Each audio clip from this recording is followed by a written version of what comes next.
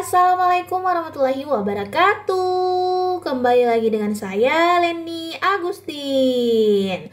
Oke guys, pada malam hari ini aku bakal menjelaskan seluruh seluk-beluk dari KIP Kuliah Merdeka tahun 2025. Karena ini juga sudah ada sosialisasinya, sebentar lagi pembukaan pendaftaran beasiswa. Jadi aku bakal jelaskan semua yang ada dalam slide ini. Ada beberapa halaman sampai ke bawah, jadi silakan kalian nonton sampai selesai ya. Karena ini akan menjawab semua kendala-kendala kalian pada saat mengikuti pendaftaran beasiswa KIP Kuliah. Oke, langsung aja. Di sini aku jelaskan sosialisasi KIP Kuliah Merdeka tahun 2025. Jadi perlu diketahui ya bahwa untuk beasiswa KIP Kuliah ini bisa untuk jalur SNBP, SNBT, dan juga jalur mandiri. Nah, ini untuk yang beasiswa KIP Kuliah Kemendikbud. Sedangkan untuk jalur SPAN PTKIN juga bisa ya, dengan jalur UMPTKIN. Bisa untuk jalur ini juga, tapi dia termasuk beasiswa KIP Kuliah dari Kemenang. Jadi dia akan berbeda sistemnya, tapi sama-sama dengan mendaftarkan akun beasiswa KIP Kuliah nanti kalau sudah terbuka pendaftarannya. Oke, langsung aja di slide kedua. Di sini ada tujuan dari KIP Kuliah Merdeka. Di sini ada 4 poin. Mungkin kalian bisa baca aja ya sendiri teman-teman. Gak usah aku jelaskan ya ini, karena ini kan cuma tujuannya ya. Aku bakal menjelaskan poin yang lebih penting aja. Jadi kalian tinggal baca aja ya itu tujuannya. Kalian pause videonya. Oke, next selanjutnya di sini ada transformasi KIP Kuliah. Maksudnya apa ini kalian? Jadi dulu itu pada saat aku terima KIP Kuliah itu istilahnya kita masih bidik misi ya. Sekarang di tahun 2020 istilahnya KIP Kuliah. Nah, 2020 sampai 2025 sekarang istilahnya adalah KIP Kuliah Merdeka. Jadi kemarin ada yang tanya, kalian nih apa sih bedanya bidik misi dengan KIP Kuliah Merdeka? Tidak ada perbedaan, cuman dia hanya berubah istilah. Artinya transformasi dari tahun sebelumnya sampai dengan tahun sekarang 2025. Oke, jadi sama aja ya, cuman dia ada transformasi istilah. Nah, jadi sudah jelas ya. Jadi jangan tanyakan lagi apa perbedaan bidik misi dengan KIP Kuliah. Oke, jadi buat teman-teman kartunya seperti ini ya, yang warna ungu. Jadi buat kalian yang punya kartu seperti ini sangat berpeluang ya untuk mendaftar beasiswa KIP Kuliah. Tapi kalau misalnya tidak ada, kalian juga bisa memakai surat keterangan tidak mampu atau SKTM. Oke, selanjutnya di sini ada inovasi integrasi data SIM KIP Kuliah Merdeka. Poin yang paling penting di sini adalah ini ya teman-teman, input siswa.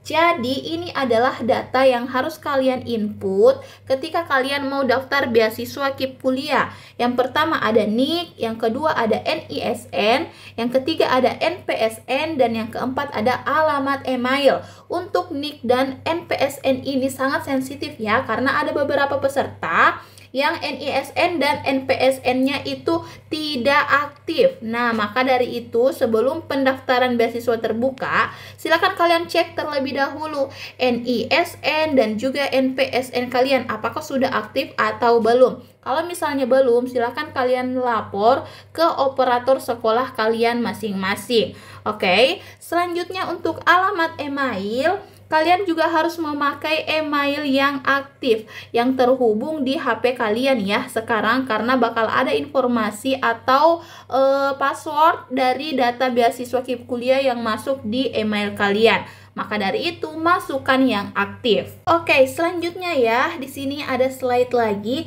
Siapa yang berhak mendapatkan KIP Kuliah Merdeka? Oke, jadi perlu teman-teman pahami ya. Mungkin sekarang kalian banyak banget yang mau daftar KIP Kuliah, tapi kalian harus paham ada beberapa orang yang berhak mendapatkan KIP Kuliah. Jadi jangan sampai kalian semuanya daftar tapi tidak termasuk dalam golongan ini. Sama saja kalian tidak bisa lolos atau gagal.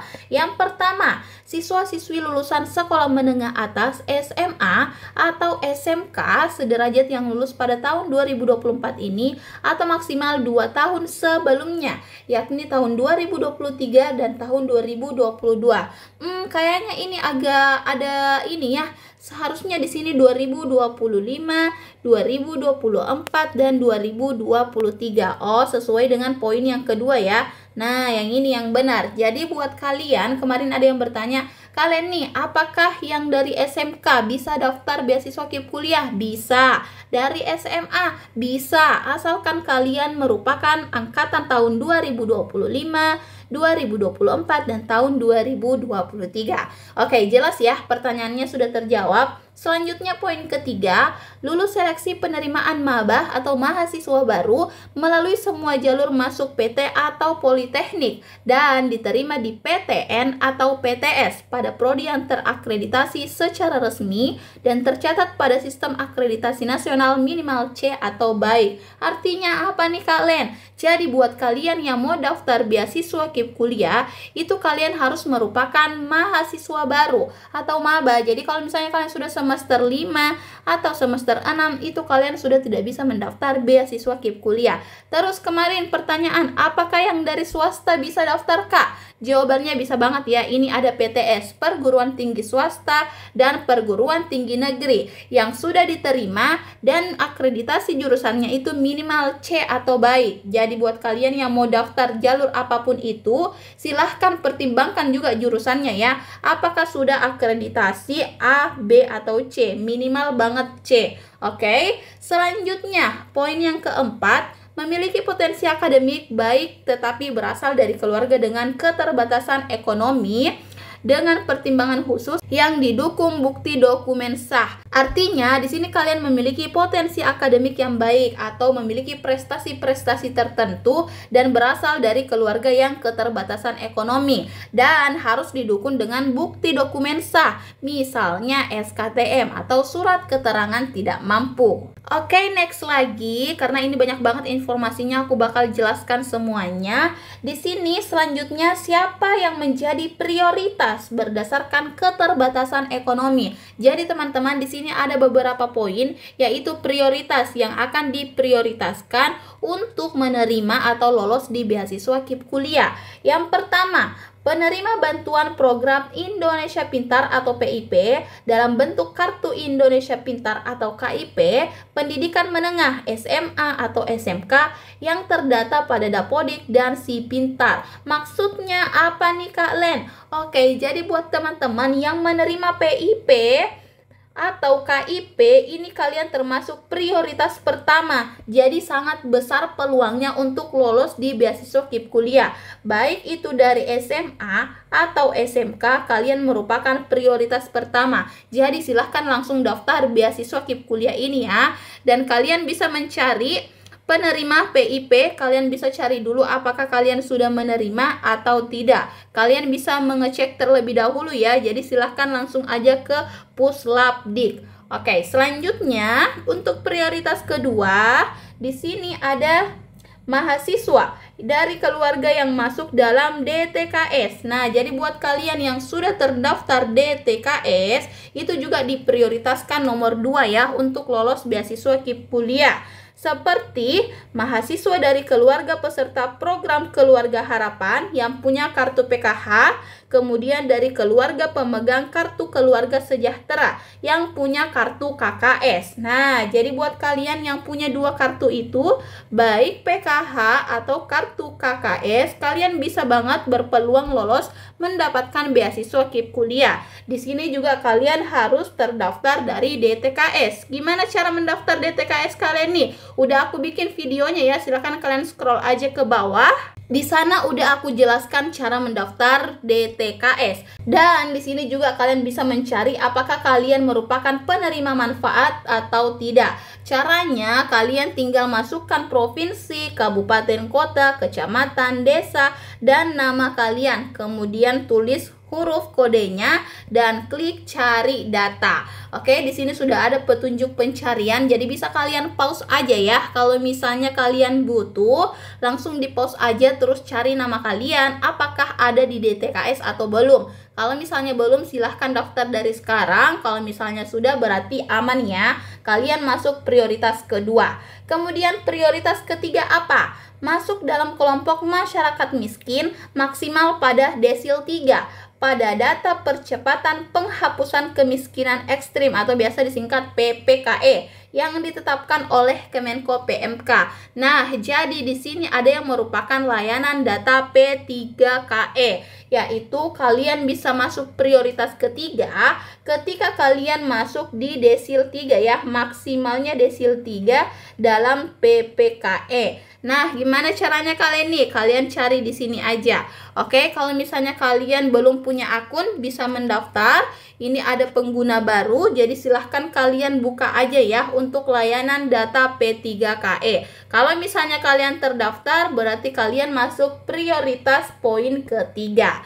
Oke, selanjutnya lagi di sini ada prioritas yang keempat, yaitu mahasiswa dari panti sosial atau panti asuhan. Jadi buat kalian yang merupakan dari ini panti sosial atau panti asuhan, itu kalian juga sangat bisa berpeluang lolos mendaftar KIP kuliah. Oke, jadi sediakan saja dokumennya. Ada 10 berkas ya, sudah aku upload juga di YouTube, kalian tinggal cek aja.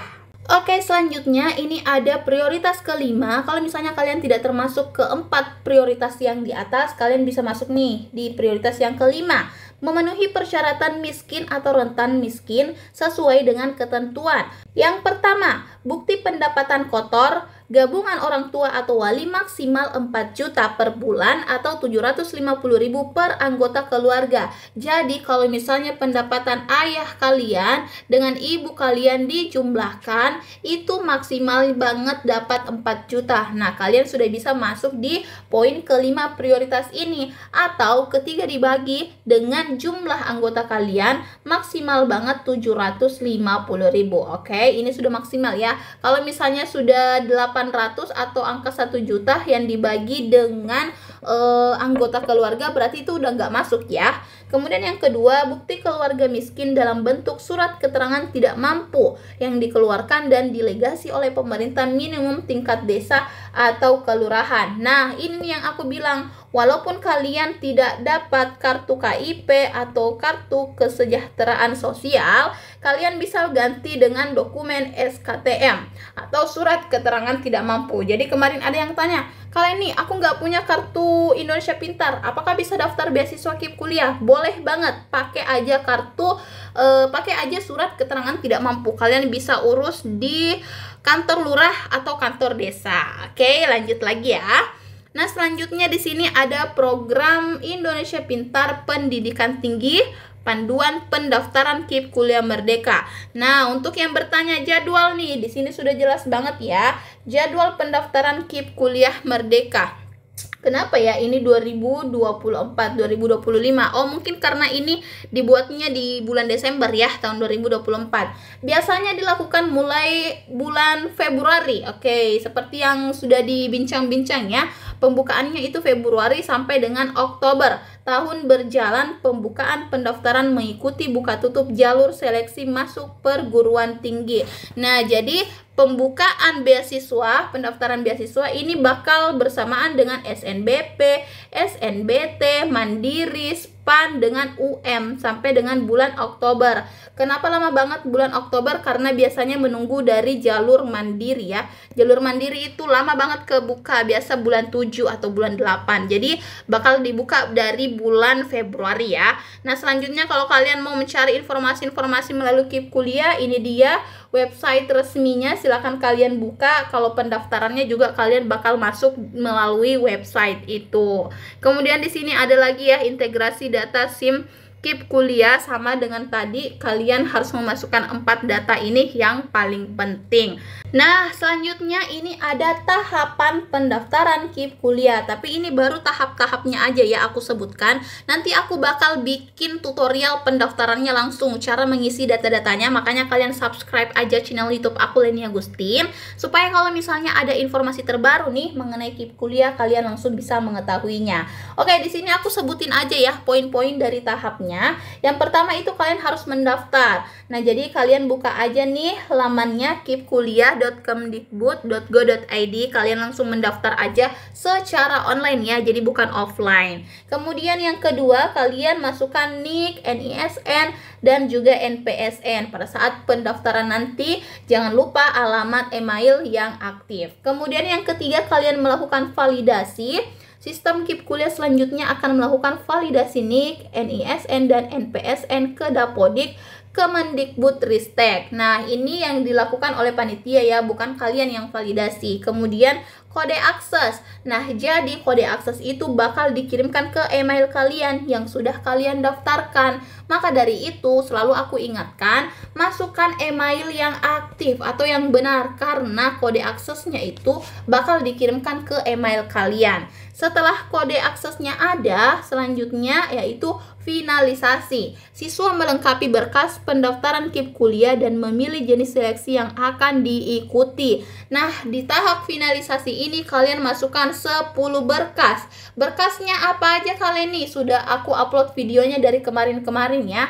Jadi kalian siapkan 10 berkas ini dulu. Nanti kalian tinggal masukkan aja pada saat finalisasi dan memilih jalurnya. Apakah kalian lulus di SNBP, SNBT, atau Mandiri. Untuk yang Kemenak itu nanti beda lagi sistemnya ya, jalur SPAN PTKIN dan juga UMPTKIN. Nanti aku bakal bikin video terpisah.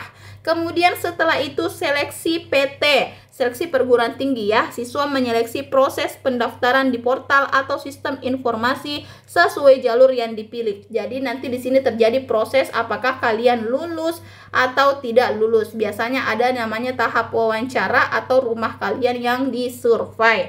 Kemudian verifikasi perguruan tinggi. Nah, di sini calon penerima KIP kuliah yang telah diterima perguruan tinggi dapat dilakukan verifikasi lanjut oleh perguruan tinggi. Artinya kalau misalnya kalian lolos, kalian diverifikasi. Kalau tidak ya tidak ya. Nah, sudah habis, sekian dan terima kasih. Oke deh guys, jadi itu dia informasi mengenai sosialisasi KIP kuliah tahun 2025. Kalau misalnya kalian mau filenya ini, boleh banget ya langsung chat aku di WhatsApp aja 0882 4785 4631. Kira-kira untuk selanjutnya aku bahas video apa lagi ya mengenai beasiswa KIP kuliah? Kalian boleh banget komen di bawah, atau ada pertanyaan boleh juga ditanyakan. Oke, sekian. Wassalamualaikum warahmatullahi wabarakatuh.